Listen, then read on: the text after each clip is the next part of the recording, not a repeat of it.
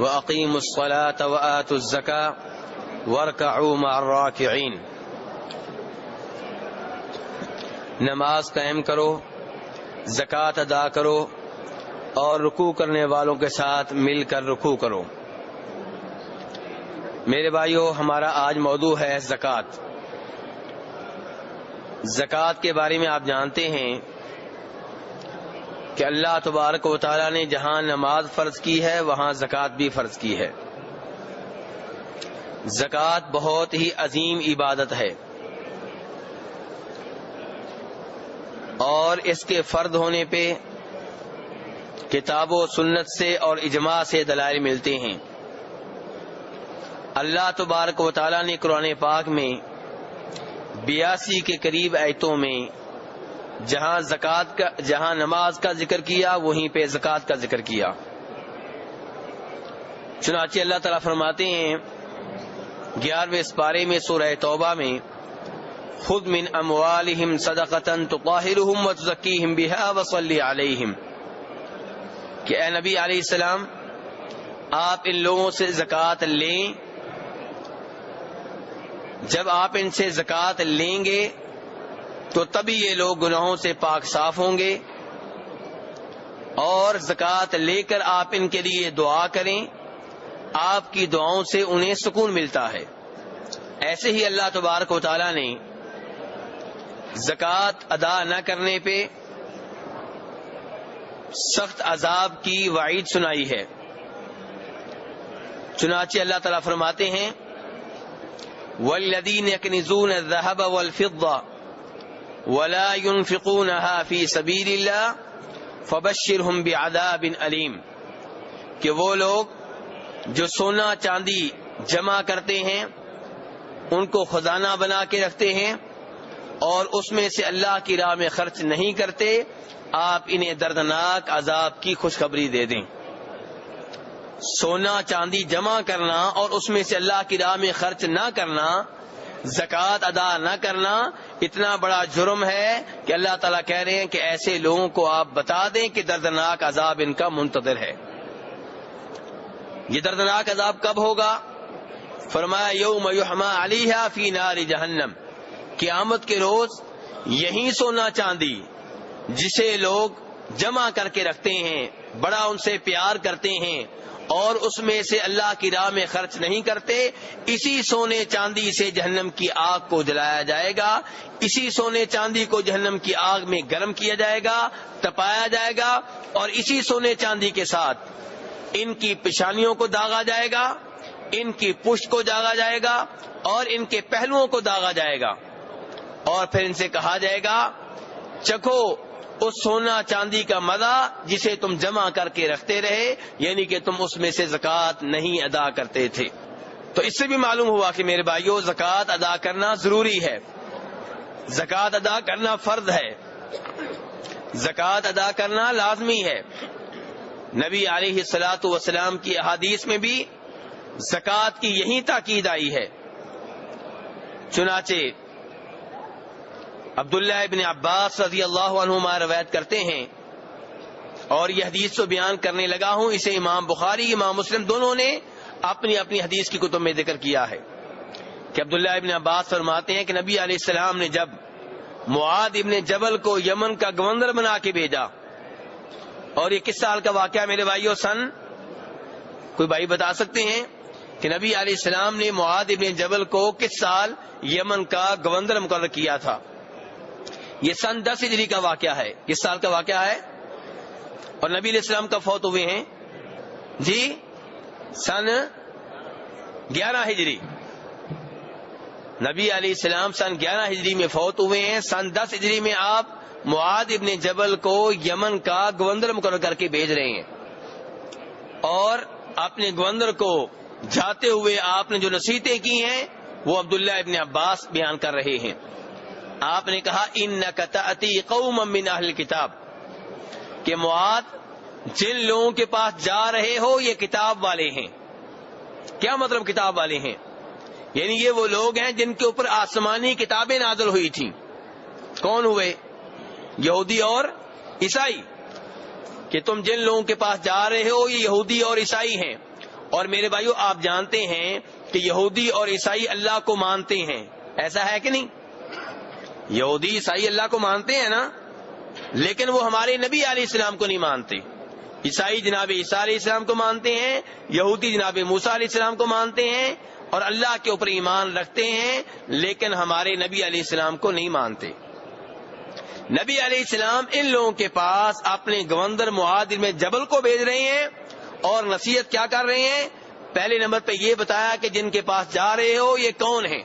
اس سے پتا چلا کہ جب کوئی دعوت و تبلیغ کے لیے جائے اسے یہ معلوم ہونا چاہیے میں کن کے پاس جا رہا ہوں، یہ کیسے لوگ ہیں، ان کا مائنڈ کیا ہے، ان کا ذہن کیا ہے، ان میں کیا خرابیاں ہیں، کس چیز کی تبلیغ کرنے کی ضرورت ہے۔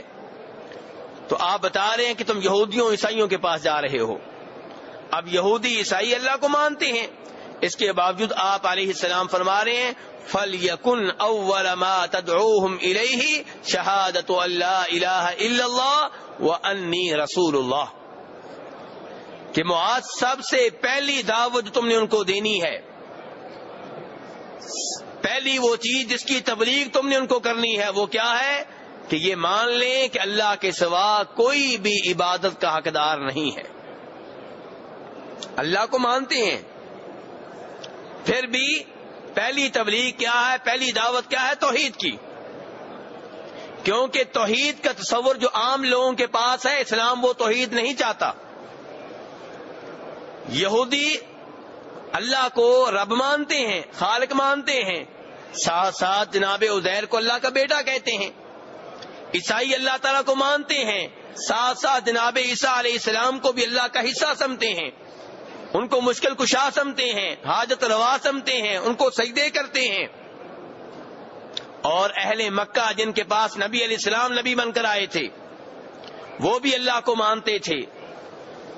اپنی طرف سے نہیں کہہ رہا، 11واں سپارہ ہے، اللہ تعالیٰ فرماتے ہیں قُلْ مَن يَرْزُقُكُم مِّنَ السَّمَاءِ وَالْأَرْضِ أَمَّن يَمْلِكُ السَّمْعَ وَالْأَبْصَارَ، آپ ان سے پوچھئے، اہل مکہ سے پوچھئے جو آپ کی دعوت قبول نہیں کر رہے، جو توحید کی دعوت قبول نہیں کر رہے، ان سے پوچھئے تمہیں رزق کون دیتا ہے۔ پہلا سوال کیا ہے کہ تمہارا رازق کون ہے؟ رزق آسمانوں سے آئے یہ زمین سے نکلے، یہ رزق تمہیں کون دے رہا ہے؟ یہ پہلا سوال کیا جا رہا ہے ان لوگوں سے جو نبی علیہ السلام کی دعوت توحید کو قبول نہیں کر رہے تھے۔ اَمَّن يَمْلِكُ السَّمْعَ وَالْأَبْصَارَ، تمہارا مالک کون ہے؟ تمہاری نگاہوں کے اوپر کنٹرول کس کا ہے؟ تمہاری کانوں کے اوپر کنٹرول کس کا ہے؟ تیسرا سوال وَمَن يُخْرِجُ الْحَيَّ مِنَ الْمَيِّتِ وَيُخْرِجُ الْمَيِّتَ مِنَ الْحَيِّ، مردے کو زندہ سے کون نکالتا ہے، زندہ کو مردہ سے کون نکالتا ہے؟ مردہ انڈے کو زندہ مرغی سے کون نکالتا ہے؟ اور مردہ نطفے کو زندہ آدمی سے کون نکالتا ہے؟ اور مردہ نطفے سے زندہ بچے کو کون نکالتا ہے؟ اور مردہ انڈے سے زندہ چوزے کو کون نکالتا ہے؟ ان سے پوچھئے موت و حیات کس کے ہاتھ میں ہے؟ چوتھا سوال یہ کریں کہ وَمَن يُدَبِّرُ الْأَمْرَ، ان سے پوچھیں کائنات کا مالک کون ہے، کائنات کا نظام کون چلا رہا ہے، کائنات کے سسٹم کو کون چلا رہا ہے؟ سورج صبح نکلتا ہے، رات کو غروب ہو جاتا ہے، چاند رات کو طلوع ہوتا ہے، صبح غروب ہو جاتا ہے، ستارے آتے ہیں مدھم ہو جاتے ہیں، پھر کبھی نظر آتے ہیں کبھی نظر نہیں آتے، بادل آتے ہیں چلے جاتے ہیں، کبھی بارش نازل ہو رہی ہے کبھی نہیں ہوتی، فصل کبھی اگتی ہے کبھی نہیں اگتی، آج گندم کی فصل ہے کل کوئی اور فصل ہے، یہ فوت ہو رہا ہے وہ زندہ ہو رہا ہے، یہ مریض ہو رہا ہے اس کو صحت مل رہی ہے، یہ پورا نظام کون چلا رہا ہے؟ ان سے پوچھیے۔ سوال کتنے ہوئے؟ کتنے سوال میرے بھائیوں؟ 4۔ اور آخر میں اللہ نے کہا جواب کا انتظار کرنے کی ضرورت نہیں، اللہ کہتے ہیں میں بتاتا ہوں کہ اہل مکہ کیا جواب دیں گے۔ اللہ کہتے ہیں اہل مکہ کہیں گے فَسَيَقُولُونَ اللَّهُ، یہ اہل مکہ کہیں گے کہ رازق اللہ، مالک اللہ، کائنات کا نظام چلانے والا اللہ، موت و حیات کا مالک اللہ۔ پتہ چلا اتنی سی توحید تو اہل مکہ بھی مانتے تھے، اتنی سی توحید یہودی بھی مانتے تھے، اتنی سی توحید عیسائی بھی مانتے تھے، اور اتنی سی توحید آج کے بہت سے مسلمان بھی مانتے ہیں۔ وہ کہتے ہیں کہ ہم جن درباروں پہ جاتے ہیں یہ اصل نہیں ہے، اصل اللہ ہے، یہ لے کر دیتے ہیں، یہ سیڑھی ہیں، ان کے بغیر اللہ ہماری سنتا نہیں، ان کے اللہ موڑتا نہیں. اور یہی نعرہ اہل مکہ کا تھا. وہ بھی کہتے تھے لات عزا ہبل اصل نہیں ہے، اصل کون ہے؟ اللہ. لات عزا ہبل اللہ سے لے کر دیتے ہیں. یہ اپنی طرف سے نہیں کہہ رہا، اس کا بھی حوالہ قرآن پاک میں موجود ہے. 23واں پارہ، والذین اتخذوا من دونہ اولیاء، اور وہ لوگ جنہوں نے اللہ کے سوا اوروں کو ولی بنا رکھا ہے. ولی کا لفظ اردو میں بھی استعمال ہوتا ہے، والذین اتخذوا من دونہ اولیاء، وہ لوگ جنہوں نے اللہ کے سوا اولیاء بنا رکھے ہیں، ولی بنا رکھے ہیں. آپ ان سے پوچھیں یہ کام تم کیوں کرتے ہو؟ ما نعبدہم الا لیقربونا الی اللہ زلفا، یہ کہیں گے اس لیے ہم ان کی عبادت کرتے ہیں، اس لیے ان کو پکارتے ہیں، اس لیے ان سے مانگتے ہیں، اس لیے ان سے دعائیں کرتے ہیں، کیونکہ یہ ہمیں اللہ کے قریب کر دیتے ہیں. وَيَقُولُونَ هَؤُلَاءِ شُفَعَاؤُنَا عِندَ اللَّهِ، 11ویں پارے میں اللہ کہہ رہے ہیں کہ یہ کہتے ہیں کہ یہ جن کو ہم پکارتے ہیں، جن کے نام کا طواف کرتے ہیں، جن کے نام پہ جانور ذبح کرتے ہیں، جن کے نام پہ سجدے کرتے ہیں، ان کے ہاں کیوں آتے ہیں، ان کی عبادت کیوں کرتے ہیں؟ یہ اصل رب نہیں ہے، یہ اصل اللہ نہیں ہے، لیکن یہ اللہ کے ہاں ہمارے سفارشی ہیں. اور آج کے مسلمان بھی یہی کہتے ہیں کہ جن درباروں پہ ہم جاتے ہیں وہ رب نہیں ہے، لیکن رب نے اختیارات ان کو دے دیے ہیں، ہم ان سے رابطہ کرتے ہیں، وہ اللہ سے لے کر دیتے ہیں. اللہ تعالیٰ کہتا رہا وَإِذَا سَأَلَكَ عِبَادِي عَنِّي فَإِنِّي قَرِيب، ان سے کہو میں قریب ہوں، مجھ سے مانگو. اجیب دعوت الداعی، میں دعا قبول کرتا ہوں. بیٹا چاہیے مجھ سے رابطہ کرو، شفا چاہیے مجھ سے رابطہ کرو. اللہ تعالیٰ کہتے رہے، لوگ آگے سے کہتے رہے نہیں نہیں اللہ ہماری سنتا نہیں. تو اسی لیے نبی علیہ السلام جب معاذ ابن جبل کو یہودیوں عیسائیوں کے پاس بھیج رہے ہیں، حالانکہ وہ مانتے ہیں لا الہ الا اللہ، وہ بھی پڑھتے ہیں، محمد رسول اللہ وہ نہیں مانتے، لیکن لا الہ الا اللہ یہودی عیسائی بھی مانتے ہیں. اس کے باوجود نبی علیہ السلام نے معاذ ابن جبل سے یہ نہیں کہا کہ تم یہودیوں عیسائیوں کے پاس جا رہے ہو توحید کی دعوت نہ دینا، توحید کو تو مانتے ہیں، رسالت سے بات شروع کرنا نہیں. آپ نے کہا پہلی بات ان سے توحید کی کرنی ہے، کیونکہ ان کی توحید توحید خالص نہیں ہے، ان کی توحید میں ملاوٹ ہے، ان کی توحید میں شرک ہے. اور سچ کہا تھا میرے رب نے وما یؤمن اکثرهم باللہ الا وهم مشرکون، کہ وہ لوگ جو اللہ کے اوپر ایمان لانے کا دعویٰ کرتے ہیں، فرمایا ان میں سے اکثر شرک میں گرفتار ہوتے ہیں، شرک کے مرض میں مبتلا ہوتے ہیں. یہی صورتحال ہے آج بھی مسلمانوں کی، توحید کا دعویٰ، ایمان کا دعویٰ، لیکن ساتھ شرک بھی. مدینہ میں آئیں گے، جناب نبی علیہ السلام کی قبر پہ جب درود و سلام پڑھنے کے لیے جائیں گے، درود و سلام پہ اکتفا نہیں کریں گے، بلکہ کہیں گے کہ اللہ کے رسول قیامت کے روز ہماری شفاعت کرنا. آپ کی شفاعت برحق ہے، ہمارا بھی ایمان ہے، لیکن شفاعت آپ سے کیوں مانگی جائے؟ آپ فوت ہو چکے ہیں. شفاعت اللہ سے مانگی جائے جو شفاعت کا مالک ہے. نبی علیہ السلام اللہ کی مرضی کے بغیر شفاعت نہیں کر سکتے، آپ اسی کی شفاعت کریں گے جس کی شفاعت کرنے کی اجازت میرا رب دے گا. پھر اللہ سے کیوں نہ مانگے، نبی علیہ السلام سے کیوں مانگے؟ اچھے بھلے اپنے آپ کو توحید کے اوپر کہنے والے، دوسروں کو شرک سے روکنے والے جب یہاں پہ پہنچتے ہیں پھسل جاتے ہیں، کہتے ہیں جی ہم بیٹا نہیں مانگ رہے. کیا مانگ رہے؟ شفاعت مانگ رہے. شفاعت تو آپ کی برحق ہے، ہم بھی مانتے ہیں برحق ہے، لیکن شفاعت کا مالک کون ہے؟ شفاعت کا مالک اللہ ہے. یہ سوال اللہ سے کرنا ہے کہ اللہ ہمیں ان خوش نصیبوں میں شامل کر جن کی روز قیامت نبی علیہ السلام شفاعت کریں گے. تو اس لیے میرے رب نے صحیح کہا ہے کہ وما یؤمن اکثرهم باللہ الا وهم مشرکون، جو یہ سمجھتے ہیں کہ ہمارا اللہ کے اوپر ایمان ہے، اللہ کہتے ہیں ان میں سے اکثر شرک کر رہے ہوتے ہیں. تو نبی علیہ السلام معاذ بن جبل کو یمن بھیج رہے ہیں اور کہہ رہے ہیں بسم اللہ اپنی دعوت کی، بسم اللہ اپنی تبلیغ کی کس چیز سے کرنی ہے؟ توحید و شرک سے.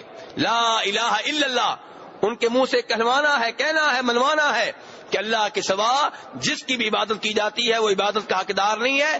عبادت کا حقدار صرف اللہ ہے، نہ نبی عبادت کے حقدار، نہ فرشتے عبادت کے حقدار، نہ جن عبادت کے حقدار، نہ ولی عبادت کے حقدار، نہ شہید عبادت کے حقدار. عبادت کا حقدار صرف اللہ تبارک و تعالی. سجدہ ہو تو صرف اسی کے لیے، جس کے نام پہ جانور ذبح کیا جائے صرف وہی، جس سے شفاعت مانگی جائے صرف وہی، جس سے شفا مانگی جائے صرف وہی، جس سے بیٹا مانگا جائے صرف وہی. آج کا مسلمان بڑی عجیب کشمکش میں ہے.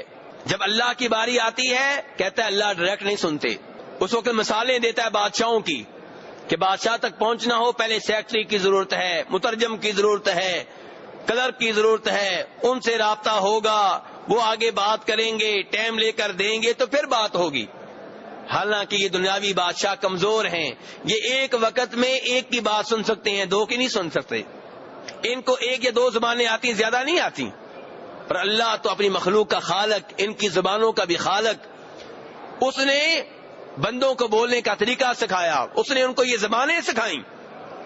وہ ہر چیز کو جانتا, ہر وقت سنتا ہے, اس کو تو ان چیزوں کی ضرورت نہیں ہے. یہ کہنا کہ اللہ سیکٹری کے بغیر نہیں سنتا, کلر کے بغیر نہیں سنتا, مترجم کے بغیر نہیں سنتا, یہ تو اللہ کی ویسے ہی توہین ہے. اللہ ہر قسم کے عیب سے پاک ہیں. تو مسلمان اللہ کی باری آتی کہتا ہے نہیں, درمیان میں سیڑھی ہونی چاہیے. اور جب شیخ عبد القادر جیلانی رحمہ اللہ کو پکارنا ہوتا ہے, جو فوت ہو چکے ہیں, جو مٹی کے نیچے ہیں, جو میلوں دور ہیں, وہاں سمتا ہے کہ وہ قبر میں بیٹھے ہوئے, قبر میں لیٹے ہوئے, مٹی کے نیچے میری سن رہے ہیں. اس وقت نہیں کہتا کہ یہاں سیڑھی کی ضرورت ہے. اس وقت یہ نہیں کہتا کہ پہلے اس کو پکاروں یہ پھر پکار لے کے بغداد جائے گا. نہیں, وہاں یہ سمتا ہے کہ وہ ڈائریکٹ سنتے ہیں, حالانکہ وہ فوت ہو چکے ہیں, حالانکہ وہ مٹی کے نیچے ہیں, حالانکہ وہ میلوں دور ہیں. اور جو اللہ کہتا ہے فإنی قریب, میں سننے کے لحاظ سے تمہارے قریب ہوں, مجھے پکارو, وہاں کہتا ہے نہیں نہیں نہیں نہیں, یہاں مجھے وسیلوں کی ضرورت ہے, سیڑھیوں کی ضرورت ہے. میرے بھائیوں, توحید کو سمجھنے کی ضرورت ہے. اسی لیے اللہ تعالی نے ہر نبی سے یہ کہا کہ پہلی بات جو اپنی قوم سے کرنی ہے توحید کی کرنی ہے. جو بھی نبی آیا توحید کے لیے آیا. تو معاذ ابن جبل رضی اللہ عنہ سے نبی اسلام کہہ رہے ہیں ان سے پہلے توحید کی بات کرنی ہے. اگر توحید مان لیں, یہ گواہی دے دیں کہ اللہ کے سوا کوئی بھی سچا معبود نہیں ہے, اللہ کے سوا کوئی بھی عبادت کا حقدار نہیں ہے, اور مجھے رسول مان لیں, پھر نماز کی بات کرنی ہے. فَإِنْهُمْ أَطَاعُوا لِذَلِكَ فَأَعْلِمْهُمْ أَنَّ اللَّهَ افْتَرَضَ عَلَيْهِمْ 5 صَلَوَاتٍ فِي كُلِّ يَوْمٍ وَلَيْلَةٍ. فرمایا اگر توحید کی بات مان لیں, اگر توحید کا اقرار کر لیں, اگر رسالت کا اقرار کر لیں, تب نماز کی بات کرنی ہے.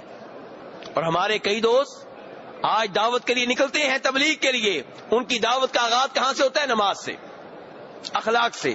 کہاں سے بسم اللہ کریں گے؟ اخلاق سے.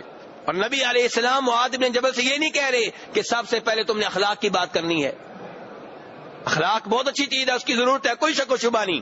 دعوت دینے والے میں سب سے پہلے اخلاق ہونا چاہیے. لیکن جب لوگوں سے بات کرنی ہے, سب سے پہلی بات کیا کرنی؟ اللہ کی توحید کی. لوگوں سے یہ بات کرنی ہے کہ شیخ عبد القادر جیلانی کو پکارنا جائز نہیں ہے, ان کے نام کی 11ویں دینا جائز نہیں ہے, ان کے نام پہ جانور ذبح کرنا جائز نہیں ہے, قبر والے کو سجدہ کرنا جائز نہیں ہے, قبر کا طواف کرنا جائز نہیں ہے, قبر کے سامنے ماتھا ٹیکنا جائز نہیں ہے, قبر کی مٹی کو متبرک سمجھنا جائز نہیں ہے. لوگوں سے سب سے پہلے یہ باتیں کرنی ہے. اگر ان کا عقیدہ صحیح ہو جائے, توحید و رسالت کا صحیح معنوں میں اقرار کر لیں, پھر نماز کی بات کرنی ہے. آپ صاف صاف کہہ رہے ہیں کہ اگر وہ توحید و رسالت کے اقرار کریں تب ان سے نماز کی بات کرنا. پھر ان سے کہنا اللہ نے 24 گھنٹوں میں تمہارے اوپر 5 نمازیں فرض کی ہیں. کتنی نمازیں فرض کی ہیں؟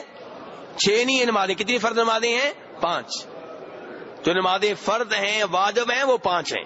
اور دیگر جو نمازیں واجب ہیں, عید کی نماز آپ لے لیں, صحیح بات یہ ہے کہ وہ واجب ہے, لیکن وہ روزانہ کی نماز نہیں ہے, وہ سالانہ نماز ہے. ایسی اور بہت سی نمازیں ہیں جو واجب یا فرض قرار پاتی ہیں, تو وہ روزانہ کی نمازیں نہیں ہیں, وہ کسی سبب سے, کسی وجہ سے ہوتی ہیں.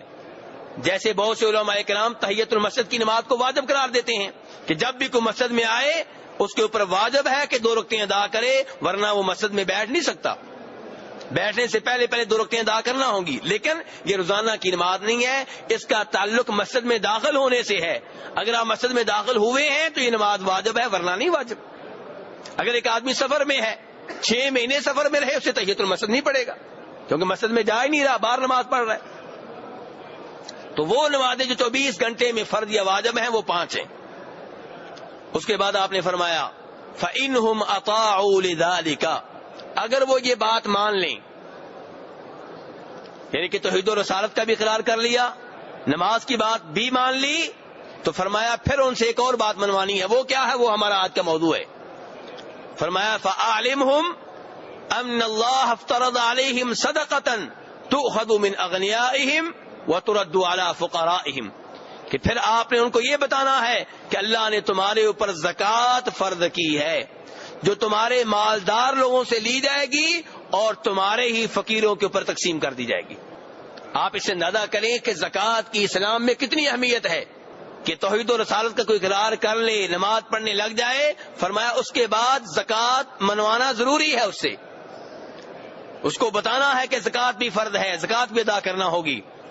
اور جتنے بھی علماء کرام ہیں جن کا اہل سنت والجماعت اہل حدیثوں سے تعلق ہے، سب کا اس بات پہ اتفاق ہے کہ زکوٰۃ ادا کرنا فرض ہے. اس معاملے میں کوئی اختلاف نہیں ہے ان علماء کرام میں جو سنت کو ماننے والے ہیں، جو حدیث کو ماننے والے ہیں. میں ان کی بات نہیں کر رہا جو صحابہ کرام سے بغض و عداوت رکھتے ہیں، ان سے ہٹ کے باقی تمام لوگوں کی بات کر رہا ہوں. باقی تمام لوگوں کا اس بات پہ اتفاق ہے کہ زکوٰۃ ادا کرنا ضروری ہے، فرض ہے ہر اس آدمی کے اوپر جس کے پاس زکوٰۃ کا مال ہے. میرے بھائیو، زکوٰۃ کا اسلام میں بہت بڑا مقام و مرتبہ ہے، بہت بڑا مقام و مرتبہ ہے. اس کا اندازہ آپ اس بات سے لگا سکتے ہیں کہ اسلام کے 5 ستون ہیں، 5 ارکان ہیں. ان میں سے پہلا کیا ہے جی؟ توحید و رسالت کی گواہی دینا، توحید و رسالت کی گواہی دینا. اور دوسرا اسلام کا رکن اور پلر اور ستون کیا ہے؟ نماز قائم کرنا. اور تیسرا اسلام میں ستون جو ہے، رکن جو ہے وہ کیا ہے؟ زکوٰۃ ادا کرنا. بلکہ نبی علیہ السلام جب کسی صحابی سے بیعت لیتے تو اس سے جہاں یہ وعدہ لیتے کہ شرک نہیں کرو گے، نماز قائم کرو گے، یہ وعدہ بھی لیتے زکوٰۃ ادا کرو گے. امام مسلم رحمہ اللہ روایت کرتے ہیں جریر بن عبداللہ البجلی سے، وہ کہتے ہیں جب میں نے نبی علیہ السلام کی بیعت کی تو آپ نے بیعت اس بات پہ لی کہ میں توحید پہ رہوں گا، نماز قائم کروں گا اور زکوٰۃ ادا کروں گا اور ہر مسلمان کی خیر خواہی کروں گا، کسی مسلمان کو دھوکہ نہیں دوں گا، خیانت نہیں کروں گا. زکوٰۃ میرے بھائیو اتنی فرض ہے کہ اگر کچھ لوگ زکوٰۃ ادا نہیں کرتے تو مسلمان حکمران اس سے لڑیں گے، تلوار اٹھائیں گے، بات قتل و غارت تک پہنچے گی. امام بخاری روایت کرتے ہیں جناب عبداللہ ابن عمر رضی اللہ عنہما سے کہ فرمایا تھا نبی علیہ السلام نے امرت ان اقاتل الناس حتی یشہدوا ان لا الہ الا اللہ وان محمد رسول اللہ ويقيموا الصلاة ويؤتوا الزكاة فإذا فعلوا ذلك عصموا مني دماءهم وأموالهم إلا بحق الإسلام وحسابهم على الله. کہ نبی علیہ السلام نے فرمایا تھا کہ مجھے آرڈر ہے. اللہ کے رسول کو آرڈر دینے والا کون ہوگا؟ اللہ تعالیٰ. آپ فرما رہے ہیں مجھے آرڈر ہے کہ میں لوگوں سے لڑوں، لوگوں پہ تلوار چلاؤں، لوگوں سے جہاد کروں. اس وقت تک یہ جہاد کرتا رہوں، تلوار چلاتا رہوں جب تک کہ وہ توحید و رسالت کا اقرار نہیں کر لیتے اور نماز قائم نہیں کرتے اور زکوٰۃ ادا نہیں کرتے. تلوار کب اٹھے گی؟ لڑائی کب تک جاری رہے گی؟ جب تک کہ وہ یہ 3 چیزیں نہیں مان لیتے. یعنی کہ اس کا مطلب یہ کہ روزہ اگر کوئی نہ رکھے سختی اس کے اوپر کی جائے گی لیکن اس سے جہاد نہیں ہوگا، تلوار نہیں چلے گی. کسی کے اوپر حج واجب ہو گیا، وہ حج نہیں کرتا، اس کو سمجھایا جائے گا لیکن اس کے اوپر تلوار نہیں چلے گی. لیکن اگر کوئی زکوٰۃ ادا نہیں کرتا فرمایا اس سے لڑائی ہوگی، اس کے اوپر تلوار چلے گی. آپ زکوٰۃ کی اہمیت کو سمجھے میرے بھائیوں. آپ فرما رہے ہیں کہ مجھے آرڈر ہے کہ میں لڑتا رہوں، جہاد کرتا رہوں، تلوار چلاتا رہوں جب تک کہ لوگ 3 چیزیں نہیں کر لیتے. نمبر 1 توحید و رسالت کا اقرار، نمبر 2 نماز قائم کرنا، تیسرے نمبر پہ زکوٰۃ ادا کرنا. فرمایا اگر وہ یہ 3 کام کر لیتے ہیں اب ان کا مال محفوظ ہے، ان کا خون محفوظ ہے، اب میں انہیں کچھ نہیں کہوں گا. اب اگر کوئی توحید و رسالت کا اقرار کرتا اندر سے توحید کے اوپر نہیں ہے فرمایا حسابہم علی اللہ، اس سے حساب اللہ لے گا. بظاہر ایک آدمی کہتا ہے میں اللہ کو مانتا ہوں، اللہ کے سوا کسی اور کی عبادت کا قائل نہیں ہوں اور نماز قائم کرنے کا اعلان کرتا ہے، زکوٰۃ ادا کرتا ہے، تو اگرچہ اندر سے مسلمان نہ ہو آپ فرماتے ہیں کہ اس کا حساب اللہ کے ذمہ ہے، میرے ذمہ نہیں ہے. اسی لیے مدینہ کے منافق جن کے بارے میں آپ کو آگاہ بھی کر دیا گیا تھا، آپ نے ان کو قتل نہیں کیا۔ جناب عمر فاروق جیسے لوگوں نے کئی دفعہ کہا آپ اجازت دیں ہم ان کی گردنیں اڑا دیتے ہیں، آپ نے کہا نہیں۔ لوگ کہیں گے محمد اپنے ہی ساتھیوں کو قتل کر رہا ہے صلی اللہ علیہ وسلم۔ منافق تھے، پکا پتہ تھا، لیکن تلوار ان کے اوپر نہیں چلائی۔